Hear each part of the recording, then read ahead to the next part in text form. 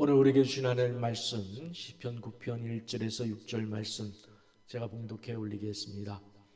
내가 전심으로 여호와께 감사하오며 주의 모든 기이한 일들을 전하리이다. 내가 주를 기뻐하고 즐거워하며 지존하신 주의 이름을 찬송하리니 내 원수들이 물러갈 때에 주 앞에서 넘어져 망함이니이다. 주께서 나의 의와 송사를 변호하셨으며 보좌에 앉으사 의롭게 심판하셨나이다. 이방 나라들을 책망하시고 악인을 멸하시며 그들의 이름을 영원히 지우셨나이다. 원수가 끊어져 영원히 멸망하였사오니 주께서 무너뜨린 성읍들을 기억할 수 없나이다. 아멘. 하나님 말씀에 아멘으로 화답하겠습니다. 아멘. 저는 오늘 추수감사절을 맞이하여서 하나님께 드릴 수 있는 최고의 감사의 선물이 무엇일까 고민해 보았습니다. 여러분이 하나님께 드리는 최고의 감사의 선물은 무엇입니까? 제가 고민하며 기도하는 중에 하나님께서 주신 말씀이 떠올랐습니다. 구약성경이 계속해서 반복하는 말씀의 핵심은 나는 너희 하나님이 되고 싶다. 너희는 내 백성으로 살면은 안 되겠니? 라는 말씀이었습니다. 여러분, 하나님이 우리 하나님이 되고 싶다라는 말씀의 의미가 무엇일까요? 하나님이 우리를 자기 백성 삼고 싶다라는 말씀의 의미가 무엇일까요? 한마디로 너희는 나만 바라보며 살면 안 되겠니? 나만 의지하면서 살면 안 되겠니? 내가 너희의 보호자가 되어줄게. 내가 너의 주권자가 되게 해주면 안 되겠니? 내 삶의 모든 일을 나와 공유하고 내게 물어보고 내 뜻을 존중하며 따르며 살면 안 되겠니? 너는 내 기쁨을 위하여 살면 안 되겠니? 라는 주님의 권고하심의 의미예요. 그런 의미에서 여러분은 자신의 삶을 하나님과 공유하고 계십니까? 어떤 선택을 해야 될지에 대해서 매 순간 하나님의 뜻을 물으면서 살고 계십니까? 주님, 제가 이 상황에서 어떤 것을 해야 됩니까? 이 상황에서 이쪽 길을 가야 합니까? 저쪽 길을 가야 합니까? 하나님께 물으면서 살고 계십니까? 아니, 가장 근본적으로 하나님이라는 이 존재를 여러분 삶 속에서 주인으로, 주권자로 인정하고 고백하며 살고 계십니까? 우리가 하나님을 내 삶의 주인으로 인정하지 않으면서 하나님께 무슨 선물을 드린다든지 무슨 헌금을 드리고 무슨 감사를 하고, 여러분, 내가 하나님을 내 삶의 주인으로 인정하지 않으면서 하는 어떤 선물이나 감사가 무슨 의미가 있겠어요? 하나님이 무엇이 부족해서 우리가 드리는 물질이나 선물이 그게 기쁨이 되겠어요? 하나님의 주권이 인정하지 않는데, 우리 부모님의 권위와 존재 자체를 인정해드리지 않으면서 때론 내 부모를 부끄럽게 여겨서 남들 앞에서 감추고 싶어 하면서 부모님 생신이라고 용돈을 드리고 선물을 많이 드린다고 과연 부모님이 좋아하실까요? 여러분, 정말 부모님이 가장 좋아하실 것이 무엇이겠습니까? 저는 존재감이라고 표현하고 싶습니다. 존재감. 부모님을 존중하고 그분의 뜻과 생각을 묻고 그 말씀에 순종하는 모습보다 여러분 더 기쁨이 되는 좋은 선물이 또 어디 있을까요? 이런 묵상을 하다가 제가 도달한 지점은 춤추시는 하나님이었습니다. 우리 그림에 나오는 것처럼 우리 교회 복도에 들어오면 돌아온 탕자를 안고 기뻐하시는 그 아버지의 그림과 그 앞에서 십자가 모양의 춤추는 십자가가 있는데, 참 설교를 준비하다가 이것을 사진을 찍어서 보는데 참 두 작품이 굉장히 잘 어울리는구나. 돌아온 탕자를 안고 기쁨에 겨운 그 아버지의 마음이 기쁨에 겨운 예수님의 십자가처럼 저렇게 춤추는 십자가, 참 어울리는 두 작품으로 그렇게 새롭게 생각이 되었습니다. 이렇게 나로 인해서 하나님이 춤을 추실 정도로 기뻐하신다면 그것이 최고의 감사가 되지 않겠습니까? 예전에 미국의 스타벅스 커피숍에서 있었던 일이라고 합니다.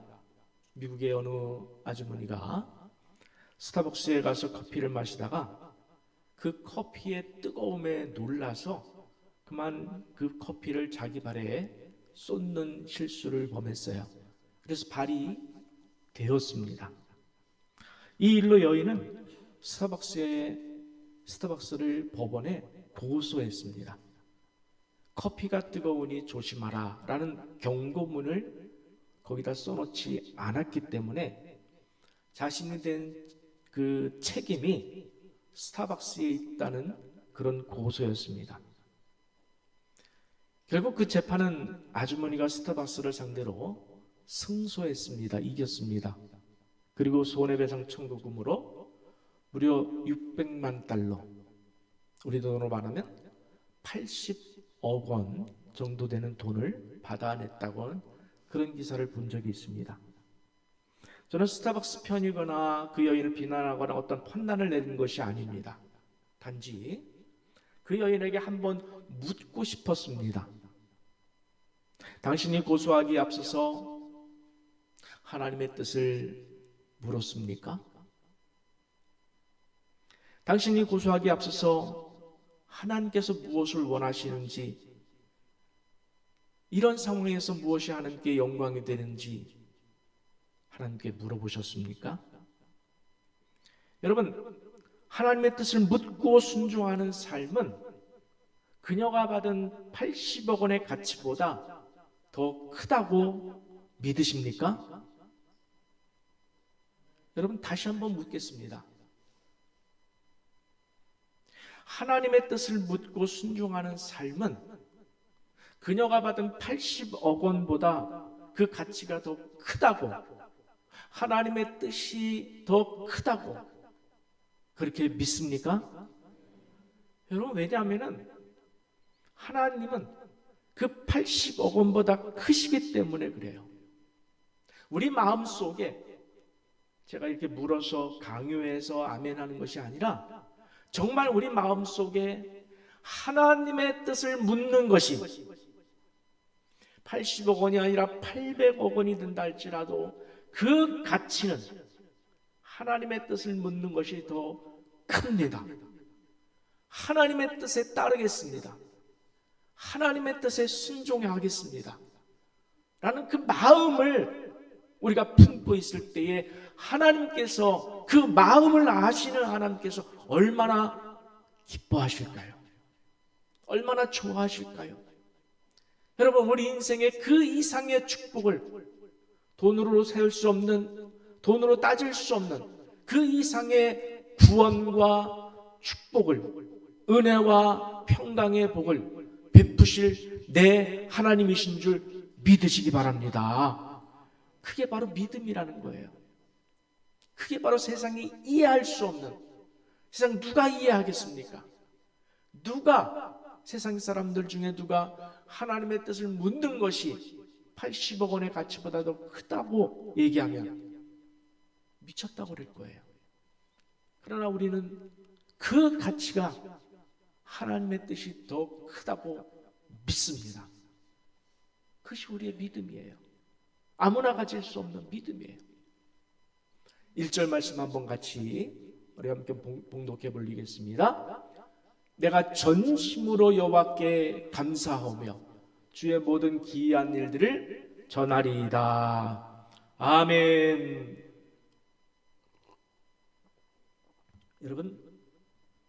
여러분 하루에 몇 번이나 하나님의 이름을 찾고 부르고 계십니까? 하루에 몇 번이나 하나님의 도우심을 구하십니까? 하루에 몇 번이나 하나님의 뜻을 구하고 하나님과 대화하면서 살갑게 그렇게 하나님의 이름을 부르십니까? 그리고 또 한 가지 질문을 덧붙이겠습니다. 여러분은 하나님의 하신 일들에 대해서 얼마나 알고 싶고 얼마나 입으로 그것을 고백하고 전하고 싶으십니까? 다윗은 지금 하나님에 대한 감사의 마음을 주의 모든 기이한 일들을 온 세상에 고백하고 전하겠습니다. 이렇게 그 마음을 표현했습니다. 예전에 좀 오래전에 들은 이야기인데 백석대학의 장동민 교수님이라고 있어요. 그분에게 식사를 하면서 들은 인상적인 이야기가 있는데 교수님은 서울대 철학과를 나오셨는데 대학에 다닐 때 이제 책 읽고 토론하는 동아리를 만들었습니다. 전체 학생들이 8명 정도가 되어서 우리 서로 돌아가면서 집으로 초대해서 그렇게 식사라도 하자 그렇게 제안을 하고 먼저 교수님이 그 학생들을 자기 집으로 초대해서 저녁을 대접했습니다. 그리고 그 다음 순번으로 어느 여학생이 자기 집으로 이제 초청하기로 했습니다. 그 여학생의 집은 연희동에 있었습니다. 집에 들어서는데 대문부터가 얼마나 크고 으리으리한지 그만 주눅이 콱 들었다고 했습니다. 들어서니까 어마어마한 잔디밭에 또 잉어들이 노는 연못에 세상에 이렇게 크고 좋은 집도 넓은 집도 있구나, 이런 집에서 사는 사람도 있구나 싶었대요. 집 안에 들어가니까 대리석이 깔려 있고 벽에는 의장대용 칼과 총들이 걸려 있고 먹으라고 내온 음식을 보니까 이게 일식인지 중식인지 프랑스 요리인지 모를 정도로 산의 진미로 가득했다고 그래요. 식사를 마치고 나자 여학생의 아버지가 내려오셨는데 TV에서 많이 보던 분이래요. 노태우 씨. 당시가 1980년대 초반이었으니까 그때의 노태우 씨는 전두환 씨와 더불어서 무서운 권세자 아니겠습니까? 근데 그분이 오셔서 샴페인 같은 것을 한 잔씩 따라주면서 이제 너희도 대학생이 되었으니 한 잔씩 마시라 했답니다. 얼떨결에 잔을 받아든 교수님은 잠시 고민했습니다. 그리고는 죄송하지만 저는 그리스도인입니다. 어려서부터 교회에서 술을 마시지 말라고 배웠습니다.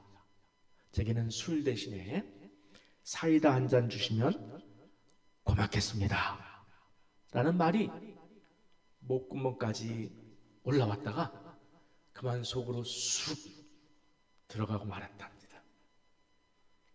주변의 분위기와 그분의 포스에 눌려서 그만.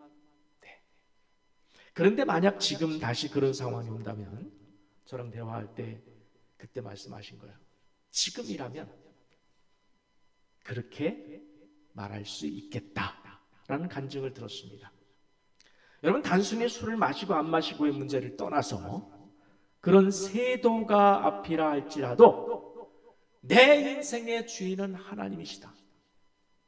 내 인생에서 누구를 배려하고 눈치 보는 일에 있어서의 최고의 존재는 나는 하나님이시다 라고 고백할 수 있느냐라는 문제예요.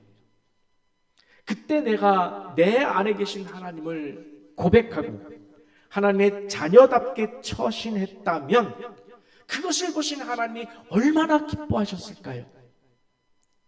세상의 그 어떤 감사의 예물보다 훨씬 이루 말할 수 없는 훌륭한 감사가 아니겠습니까, 여러분?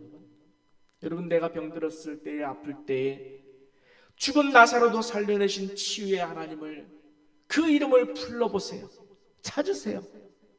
내 인생에 막혔을 때에 홍해를 가르신 하나님을 믿고 부르십시오. 내게 대통령 같은 그런 세상의 권세가 압박해 올 때에 온 우주의 주인이신 하나님, 골리앗을 물리치신 하나님의 이름을 부르십시오. 그분을 찾으십시오. 그것이 하나님께 대한 최고의 예우이자 감사인 줄 믿습니다. 아멘. 우리 본문 2절 보겠습니다. 함께 읽습니다. 내가 주를 기뻐하고 즐거워하며 지존하신 주의 이름을 찬송하리니 라고 했습니다. 그리스도인들 가운데 남들 앞에서 자신의 신앙과 하나님에 대한 마음을 숨기시는 분들이 가끔씩 있어요. 간혹 가다가 그래요. 여러분, 회사에서 내가 그리스도인인 줄 모르는 사람들이 많다면은 여러분 한번 생각해 보셔야 돼요.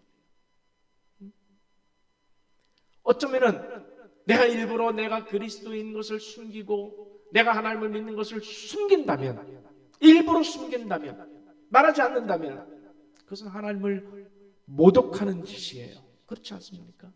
부모님을 모른 척하는 것과 똑같은 이야기예요. 창피하다고. 다윗을 보십시오. 하나님의 언약궤를 메고 오면서 비파와 수금과 제금물로 즐거워하며 옷이 벗겨지도록 그를 기뻐했다고 했습니다. 백성들 앞에서 왕의 신분이 주는 체면과 권위도 필요 없음은 하나님은 그보다 더 훨씬 높으시기 때문에 그 하나님의 존재감, 우주 만물을 창조하시고 우리 인생의 주권자 되신 하나님의 존재감, 그것 하나만 우리가 생각할 때에 그 앞에 엎드려 경외하는 그 모습이야말로 우리가 올려드려야 할 참 감사가 아니겠습니까? 여러분, 우리가 하나님을 기뻐하고 즐거워하고 찬송한다는 의미가 뭘까요? 여러분은 산상수훈의 말씀들을 기뻐하고 즐거워할 수 있습니까? 마태복음 5장, 6장, 7장에 나오는 산상수훈의 말씀을 기쁨으로 읽을 수 있습니까? 사실 인간적으로 볼 때 즐겁지가 않습니다. 선뜻 내키지도 않는 말씀이에요.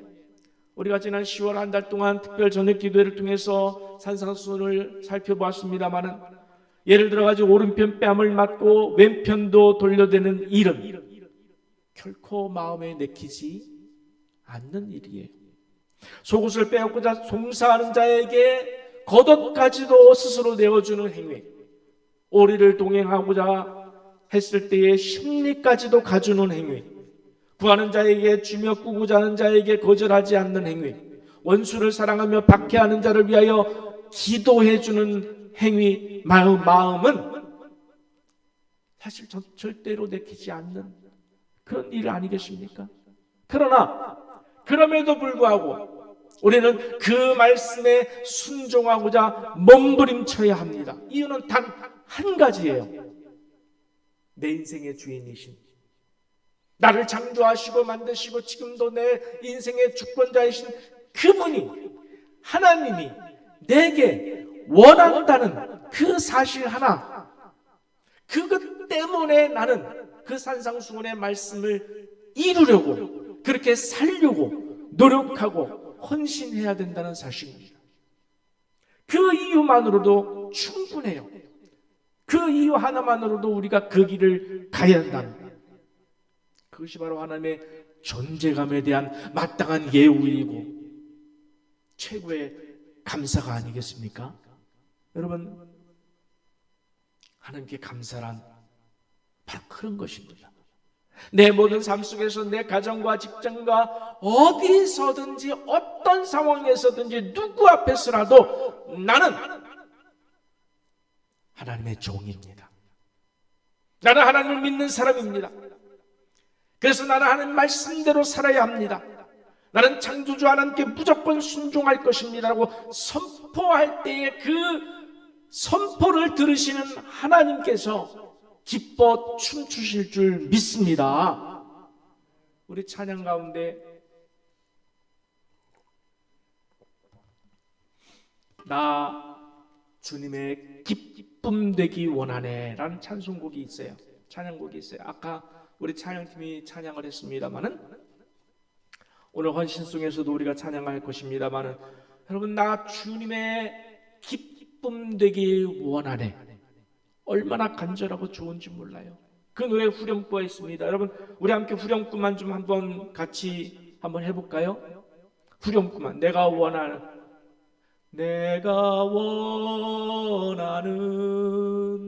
한 가지 주님의 기쁨이 되는 것. 내가 원하는 한 가지 주님의 기쁨이 되는 것. 우리 한 번 더 할까요? 내가 원하는 한 가지 주님의 기쁨이 되는 것. 내가 원하는 한 가지 주님의 기쁨이 되는 것. 아멘이십니까 여러분? 2절은 이렇게 시작합니다. 겸손히 내 마음 드립니다. 나의 모든 것 받으소서. 나의 마음 깨끗하게 씻어주사 주의 길로 행하게 하소서. 여러분, 이 시간 묻습니다. 내가 진심으로 이 시간 원하는 것 한 가지, 그럼 무엇입니까? 여러분, 지금 이 순간 가장 원하는 것 한 가지, 그게 무엇이겠습니까? 여러분, 세상의 부와 명예와 권력, 그것을 원하십니까? 아니에요. 그보다 큰 것이 있어요. 그것을 커버해주고 그것을 이루어주고 여러분의 생활에 필요한 모든 것들을 채워주실 하나님. 여러분, 당장 지금은 아파서 치유받고 싶고 직장 문제가 해결되고 싶고 학교 문제가 해결되고 싶어 하는 그런 모든 문제를 커버해 주실 하나님, 그 하나님을 기쁘시게 할 수만 있다면 그 모든 문제가 해결되는 거예요. 그 모든 여러분의 가진 문제가 해결되는 줄 믿으시기 바랍니다.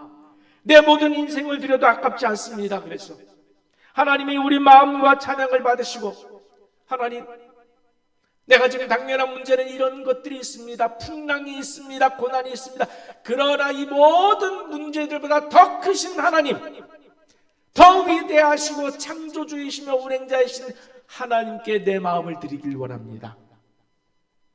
하나님의 기쁨이 되길 원합니다. 내가 하나님의 존재를 인정하길 원합니다. 하나님의 존재를 선포하길 원합니다. 마음을 다하고 목숨을 다하고 뜻을 다하고 힘을 다해서 주 하나님을 사랑하는 것을 만방에 선포하겠습니다 할 때에 여러분의 인생의 문제를 왜 해결해 주지 않으실까? 해결해 주시죠. 해결해 주시죠. 하나님은 우리에게 선포해 주셨습니다. 넌 내 것이라. 넌 내 것이라 선포해 주셨는데, 맞습니다, 저는 주님의 것입니다라고 우리가 고백할 때 왜 하나님께서 우리를 축복해 주시지 않겠습니까? 당연히 축복해 주시죠. 요한복음 9장에 가면은 남에서부터 소경인 사람이 등장을 합니다. 주님께서 그가 소경됨의 이유를 말씀하셨습니다. 하나님이 하시는 일을 나타내고자 함이라. 그가 소경된 이유가 하나님의 하시는 일을 나타내고자 함이라라고 했습니다. 그런데 막상 이 말씀을 읽을 때에 내가 소경이 되어서 이 말씀을 한번 들어보십시오. 평생으로 소경으로 살았습니다. 그런데 이것이 하나님의 하시는 일을 나타내기 위함이라니. 사업이 망했습니다. 죽을 병에 걸렸습니다. 대학에 떨어졌습니다. 그것이 하나님의 하시는 일을 나타내시기 위함이라니요.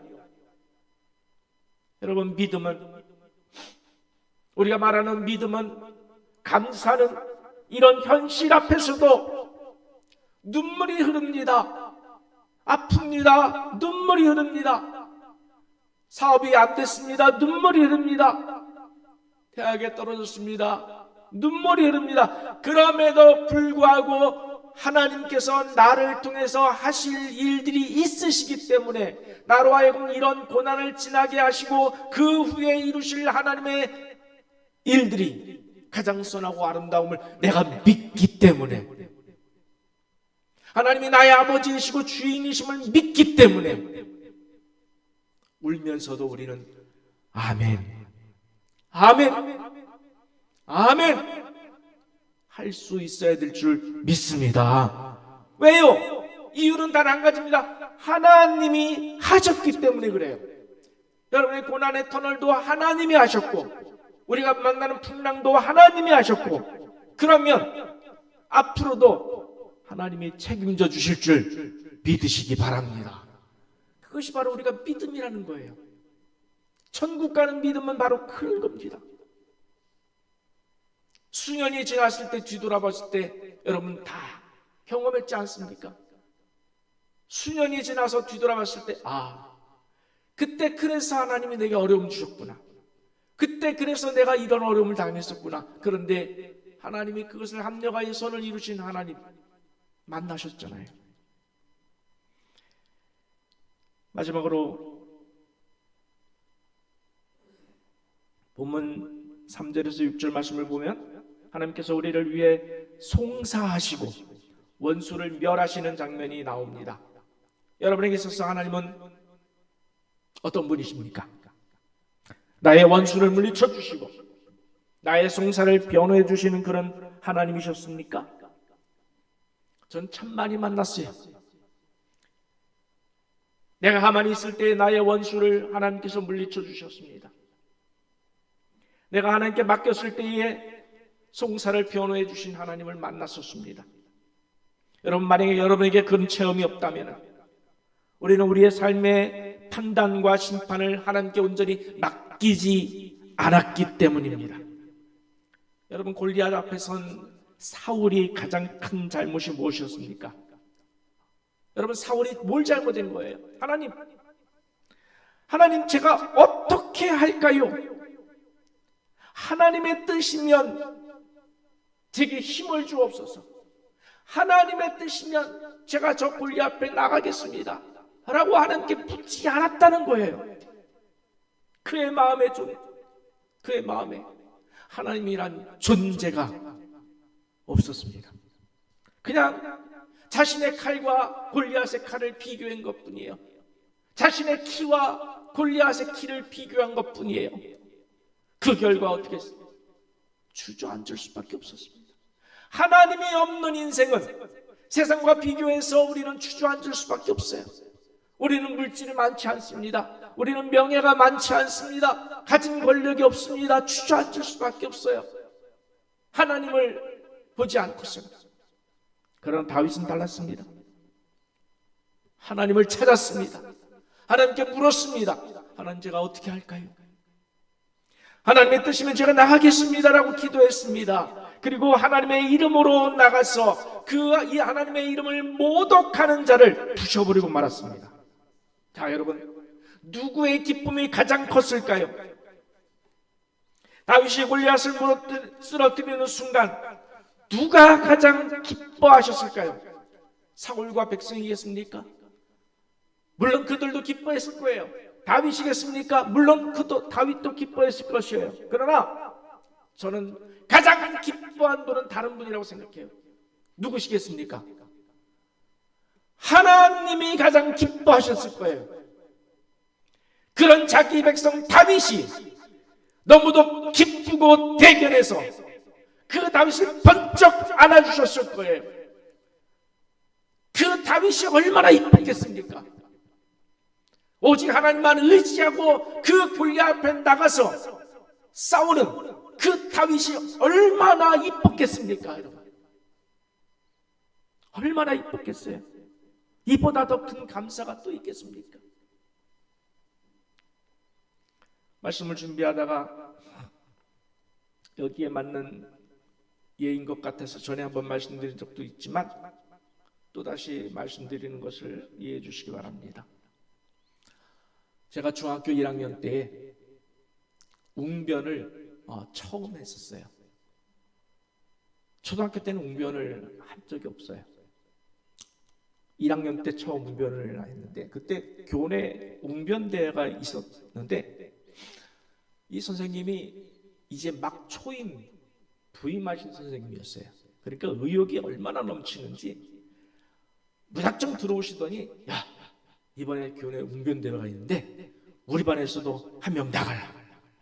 누가 나갈래? 다짜고짜 그러시는 거예요. 근데 아무도 손을 안 들죠. 아무도 손을 안 들었어요. 그래서 제가 무슨 생각인지 손을 들었어요. 제가 글을 좀 잘 썼어요. 초등학교 때 단편 소설까지 썼으니까. 그럼 자신 있었어요. 선생님, 제가 원고를 쓰겠습니다. 원고지 16장 정도니까 근무 쉬웠어요. 제게는. 제가 원고를 쓰겠습니다. 그러니까 다른 사람 이거 시키십시오.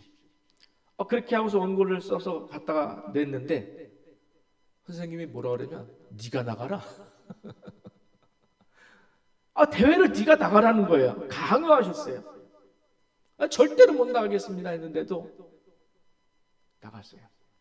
강요에 못 이겨서 대회에 나갔는데 세상에 최우수상을 탔으면 좋겠지만 그 밑에 2등상 우수상을 탄 거예요. 제가요.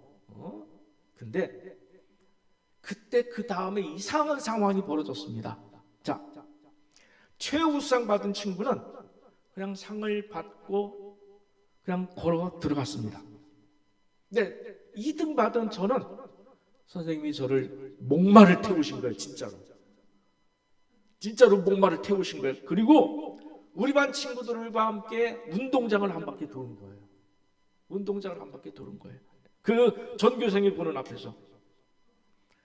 지금 생각해 보면 그때의 기쁨이랑 제 기쁨보다 선생님의 기쁨이 더 컸을 것 같다는 그런 추억이 있습니다. 여러분, 하나님이 여러분을 목말 태우고 세상 사람들을 보란듯이 세상을 돌고 계심을 상상해 보시기 바랍니다. 우리가 하나님을 기쁘시게 해드렸고 하나님은 그 기쁨을 이기지 못해서 우리를 목말 태우고 춤추며 세상을 향해 사단을 향해 이렇게 선포하십니다. 내가 누구 때문에 이렇게 기쁘도다. 내가 누구 때문에 이렇게 기쁘도다. 우리 한번 자기 이름 넣어서 한번 외쳐봅시다. 시작. 내가 이하빈 목사 때문에 이렇게 기쁘도다. 할렐루야. 여러분, 이보다 더 큰 감사가 또 있을까요? 이보다 더 큰 감사가 또 있을까요? 진정으로 여러분의 삶의 주권을 하나님께 맡기고 하나님의 말씀대로 순종하며 사심을 통해서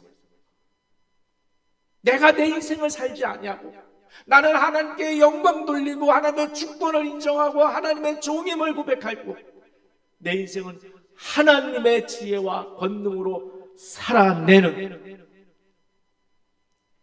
그런 삶을 사심을 통해서 이제는 주님의 최고의 기쁨이 되어 최고의 감사의 인생으로 사시는 여러분 모두가 되시기를 간절히 축원합니다.